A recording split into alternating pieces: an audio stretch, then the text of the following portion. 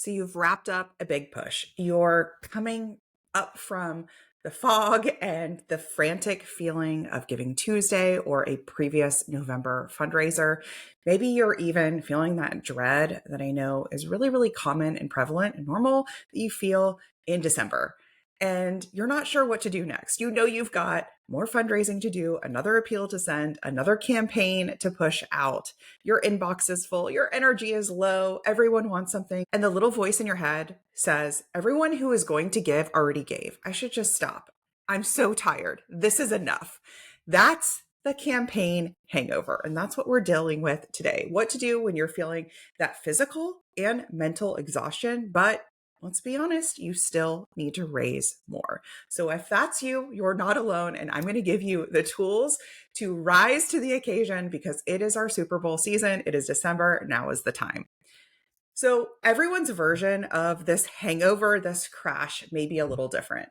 It might look like avoidance. It might look like physical exhaustion. It might look like burnout. It might look like distracting yourself. Maybe you're finding yourself scrolling on TikTok or Instagram more than you would.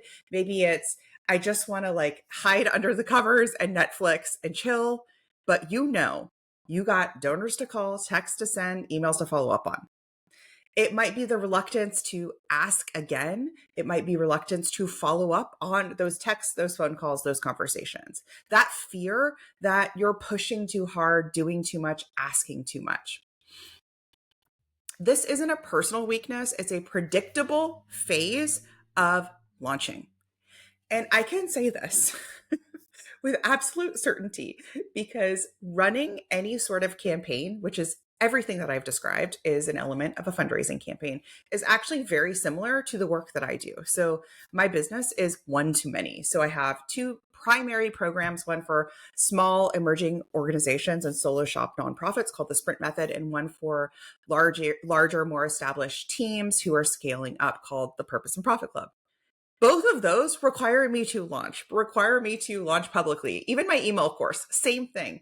And I know what it's like to have that sprint feeling where it's like, all right, buckle up, here we go. And when the campaign closes, when my launch closes, I know these feelings. I literally have dealt with a campaign hangover myself. And so everything that I'm teaching you today is something that I've had a flavor of, have supported my clients through a flavor through. And also I just want to normalize is part of the deal. Like if you run a sprint, if you run a 5K, if you go and physically push yourself, it's normal to feel sore the next day. Right?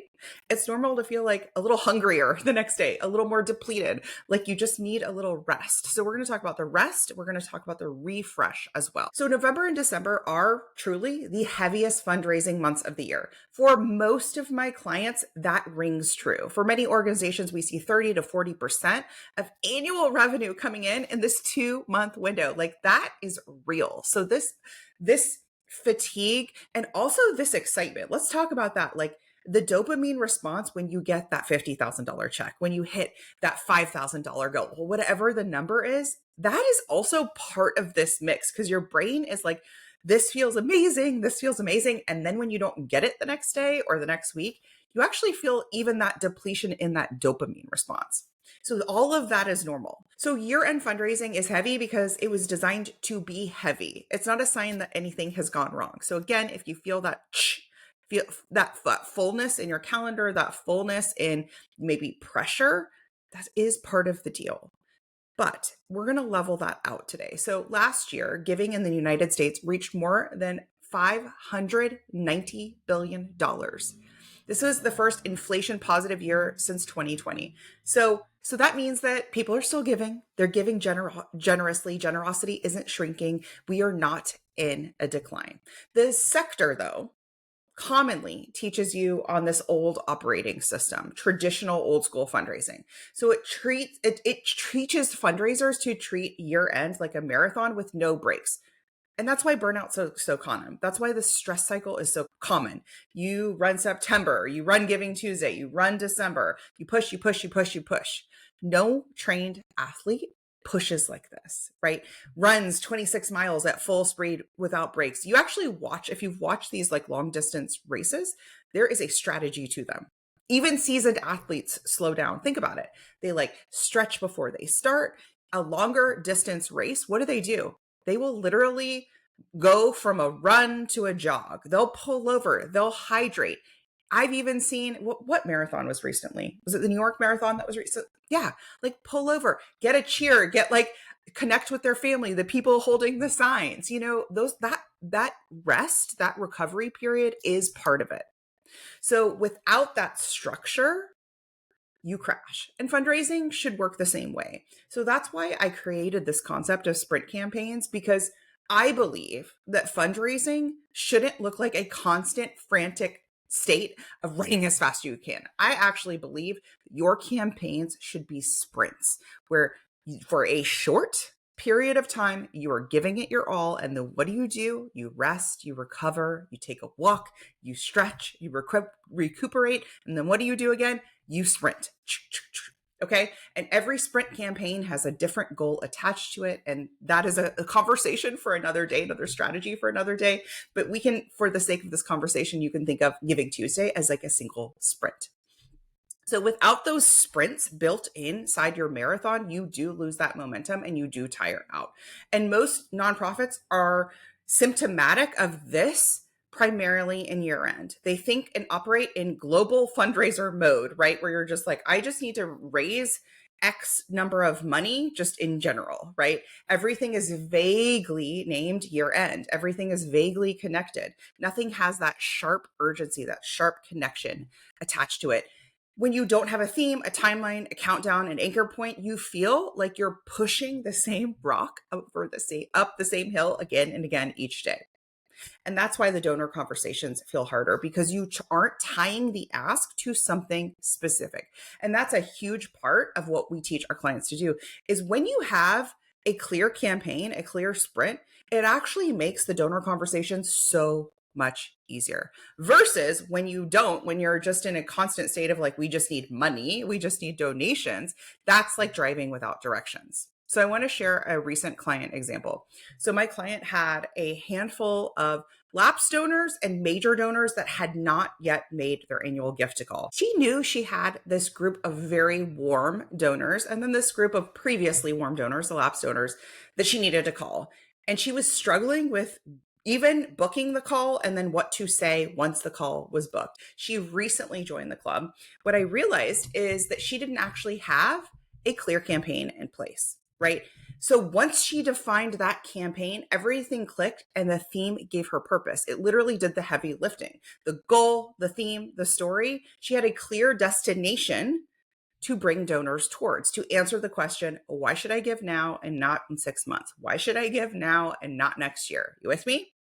That changed everything. She made those calls and she booked those meetings that week. So a sprint campaign has a beginning, a focus, a close, and a short recovery period. It allows you to create that quick momentum, take a mini break, and then re-engage donors with a fresh angle. It is the antidote to the campaign hangover because you physically, your body, your mental state, a rest period is coming, and your donors do too. Your donors aren't like, boy, this organization is just peppering me, hammering me with fundraising appeals. They actually, like, we both are on the same ride together. We both know that this is coming. So the trick here is with sprints, you don't need a long rest. You need a structured cycle. And this is why my clients in both of my programs are moving faster with half that exhaustion, because campaigns have this shape. They have this container to them. And that shape lowers the fatigue because you can even see in your calendar, rest is coming. Now let's just drill into consumer behavior because I think this is so important this time of year. Really important. Consumers are donors, donors are consumers. So your holiday shoppers, the people who are shopping at Target, shopping at Nordstrom, shopping at their favorite local bookstore, wherever they're shopping are also your donors. You with me? Same person. Consumers do not buy all of their holiday gifts in one day.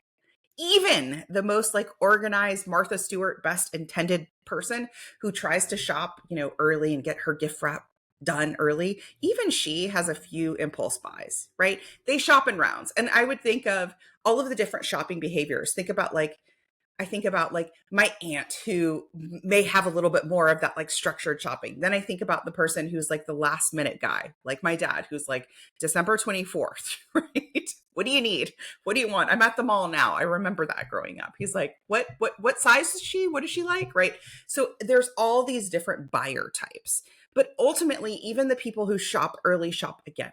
Why am I telling you this? They grab one thing in November, maybe again in December, maybe again mid-month, maybe something when sales happen. Why? Because donors can behave the same way. One of the misconceptions is that somebody who gave to your October or November campaign is done, dusted, out of here. Christina, I can't ask them again. They're not going to give again. The only thing they're going to be is annoyed. Wrong. We very commonly see people give to your Giving Tuesday fundraiser or a year-end campaign. They may give again after Christmas on that same month in the same 30-day period. Why? Why do they give? Because you have a campaign that has that built-in theme, that built-in reason that would propel them to give twice. And even this, we will drill into this more in a future episode, but I want you to think about post-Christmas, post-Hanukkah. You grabbed all of your gifts, you did all your holiday shopping, it was a great time. What happens? What happens that last week of the year? More shopping. Think about a West Elm, an Anthropologie, a Pottery Barn. They don't stop selling. Target. They don't stop selling. They shift their message. Early December, holiday gifting. December 26th through the end of the year, clearance, final sale, new season incoming. Right? I was just telling somebody. So at the time I'm recording this is like right before Thanksgiving. I was just telling somebody like, oh, I need to get my kids some new coats. And we're in Atlanta, so it doesn't really get cold until really December and January. And they need like big winter coat. And I was like, I always just shop on Black Friday for them because that's when the best deals are, right? And so people have this. I'm not the only one. People do the exact same thing after Christmas. They're like, I'm going to, buy my blah, blah, blah after Christmas when it's on sale. So it's the same thing. You can shift your message, but you cannot go silent because there are buyers and donors who want to help you. Somebody who gives on Giving Tuesday, a one-time gift. Let's say they give $100 to your Giving Tuesday campaign. And that campaign was for a very specific story, right? Maybe you're trying to fund 100 spay and neuters for your cat rescue, right? That's a very specific story. Maybe you have a wait list and you have recently a cat colony and you have 100 spay and neuters to do, okay? So they give $100 to that. That same person may also, this is crazy, but stick with me, opt to become a $25 a month monthly donor year end. Why would they do that? Totally different reason. The reason they gave to the Giving Tuesday campaign was a very different reason than the reason they're going to give monthly. They may choose to become a recurring donor because they know that you have 500 cats in your rescue and they want to make sure that you have enough supplies so that those cats get food and clean litter and new toys on a year-round basis. That's a completely different lever you're pulling. So when you have different campaigns run at key points throughout the year, you're pulling those different levers. Now I want to drill into the recovery angle. So before you can sprint and sprint again and sprint again, I want you to just drill in to some ways that you can recover. Some physical and some more psychological, emotional ways that you can recover. Number one, give yourself some time off. Figure out what helps fill your cup. So that can be an afternoon off. That can be, make sure you're calendaring in your time off. All of my clients, I've probably said this 1,000 times to them, but I'm not going to stop saying it. Please schedule out your emails during the holidays. Please schedule out your social posts because you can be fundraising while you sleep, while you have that time off. And I want you to be. So if it's December 31st, you better have scheduled out your stuff, right? You can schedule that in advance so you can take rest and recover. The second piece, I want you to think about this concept of giving up versus hitting the gas. When you're in sprint mode, when you're in campaign mode and you feel like giving up, I've asked everyone, I'm nagging everyone, I'm just tired, I don't want to annoy everyone. I want you to talk to that part of yourself and say, what if I'm just one action away from a huge win? What if I'm just one action away from a huge breakthrough? I have been in your shoes. I live in your shoes where it's like so easy to give up. And then I remind myself, am I one email away? Am I one follow-up away? Am I one webinar away from hitting my goal? And the answer is usually yes. So what is one thing I can do now? Not 100. What's one thing I can do now? Think about micro asks. What's one direct micro ask I can make? One person, one outreach I can follow up to. Social street team. This is a huge part of what we teach in the Purpose and Profit Club. Who are the 5 people, micro influencers, ambassadors, people already in our world that can change everything? Social street teams, just 5 of them can outperform your entire list when your energy is low. Your street team can help be doing that heavy lifting for you. So you're not stuck in solo fundraising mode. Your voice shouldn't carry everything. You should not be responsible for the success of the entire campaign. That's why I love the concept of a street team, because you're leveraging other people's audiences. This is another good one. Reuse winners. You know that beautiful email or that really awesome video or that amazing high performing social post you did earlier in the year? Like maybe it happened in March or April. You know you can recycle that, right? Grab that same social post, grab that same email, whatever that content piece is. You can recycle 89% of it. Give me a fresh caption with it. Give me a fresh subject line. Seriously, you can repost this. You can recycle that testimonial. That's efficient, smart, and strategic. Your audience, already responds well to it. So ask yourself, what is a quick way that I can recycle this content piece that will drive traffic towards my goal? And the last piece, I want you to think about what's a 2-minute tweak that can lift conversion without writing anything new. So we spend a lot of time talking about donation pages because not all donation pages are created equal. You're talking about your fundraiser, you're talking about your year-end campaign, but I want you to think and I want you to evaluate. I want you to look at it. Are people landing on your donation page or form but not really taking action? Do you want to tweak the subject line or the headline? Do you want to tweak the photo or video there? These are all like 2-minute tweaks you can make that can have a huge impact on your conversion without having to do anything brand new and from scratch. So remember that the cost of going silent is big here. It is bigger in December than it is in any other month of the year. And that's the other piece I've been telling a lot of my clients is Q1, January, it's going to be a beautiful time for us to plan. It's going to be a beautiful time for us to go a little quiet, to head down, focus work, do some planning, do some tech. Anyone who is switching CRMs, anyone who's doing any tech improvements, right? That's a really great time for it, Q1. Now is not a great time for head down, going silent. You with me? Because that silent kills momentum. That silence that breaks that priming. That silence reduces December revenue.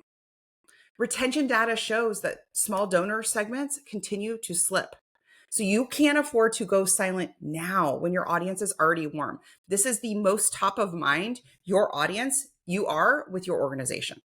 Okay. So when you disappear after a campaign, simply put, you will raise less. And now is not the time to disappear. So remember that recovery period means strategic rest, strategic touches, and not silence. Momentum comes from this consistency, but it doesn't have to be this like hyper intensive feeling through the next 30 days. Our clients avoid this crash because they have these defined campaigns. They know what they're working towards. They're committed to that goal. They know it's inevitable and they take action towards that goal and they take time off to refill their cup. So when you're off at the end of the day, when you're feeling a little funky, like say you wake up on a Tuesday and you're just like, I'm just not feeling it today. I don't want to call anyone. Like you're feeling that way. Listen, again, I am in your shoes. I know this feeling. I've basically 3 tips for that where you're just like, I don't want to do it. I don't want to. My first tip is touch grass, literally go outside, touch grass, touch the earth. If it's cold where you are, then you don't have to take your shoes off. It's warm where you are, literally take your shoes off, feel the sun, touch grass. Can't do that, go for a walk. Like you need to just take, and I mean, if you're like, I don't have time to go for a walk, you have 5 minutes to walk up and down the street. That's all it can take, 5 minutes. That's my first tip. My second tip is you need to, again, physically get out.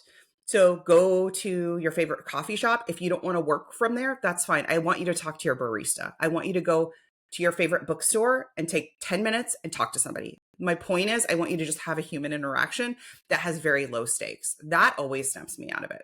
My third one, if you're like, I cannot leave today, I need to be home. I want you to listen to music and move your body 5 minutes. That's it. Something that makes you feel good. Any song, it could be a throwback, it could be a top 40, I don't care. It could be anything. Move your body, dance, shut the door in your office, wherever you are, and just dance, move your body. All of those things work. They will literally take you out of your own, funky space that you're in. Sometimes I will literally move my hands, move my arms. I'm doing that as I'm recording this right now. And that will literally help me shake off the funky feeling.